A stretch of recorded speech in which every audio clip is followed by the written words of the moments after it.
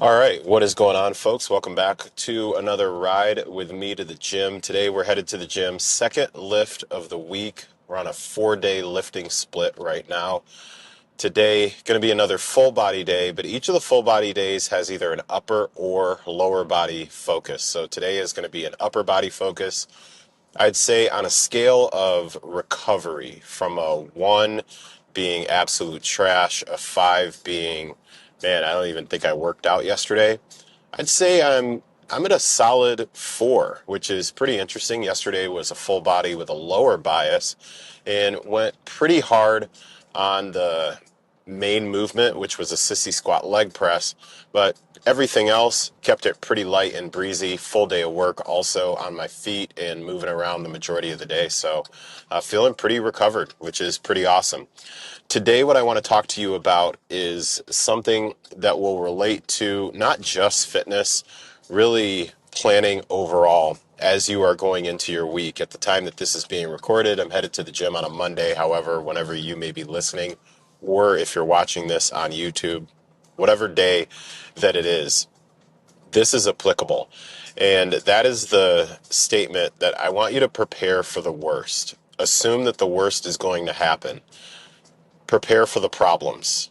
Problems are going to be there. And here's what I mean by that.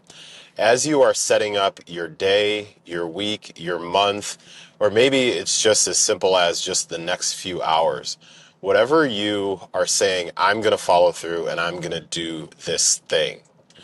Assume that you are going to have problems. Assume that there are going to be complications and that there are going to be frustrations, and still follow through with it anyway.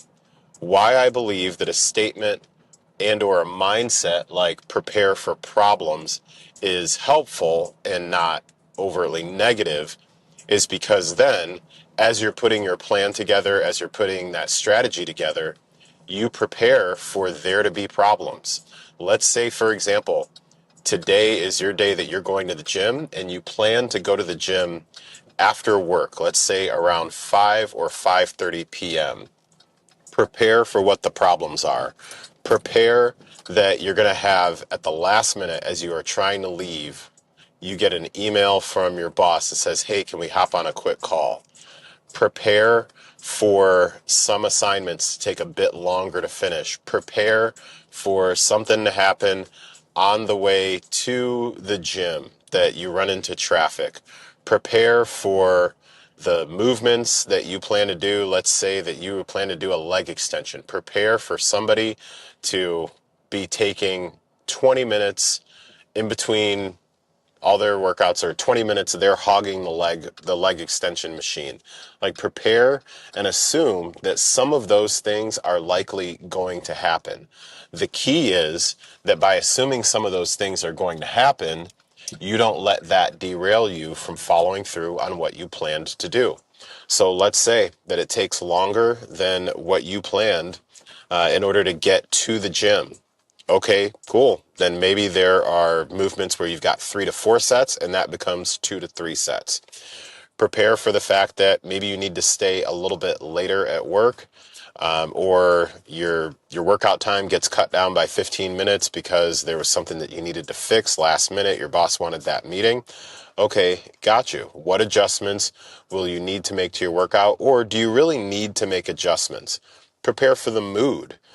One of the questions that I will recommend that folks ask themselves, and I also ask myself, after planning, okay, I'm going to go work out at this time, I ask myself, what mood do I need to be in to follow through with this?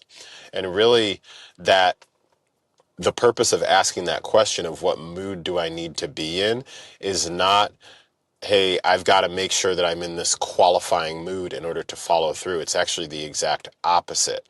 It's asking myself, as I'm planning this thing, am I making my follow through dependent on being in a good mood, depending on feeling not too stressed, depending on nothing else has gone wrong throughout the day? And if that's the case, if that's the way that I'm thinking, then I need to stop and I need to regroup before actually deciding that this is something that I'm going to follow through on. There's this quote that says, follow your plan, not your mood. And that's one of my favorites when it comes to those reminders, as cliche as they may be, about the importance of the follow through and the commitment. Doing, as Inky Johnson says, doing what you said you would do long after the mood that you set it in has passed. That's the definition of commitment.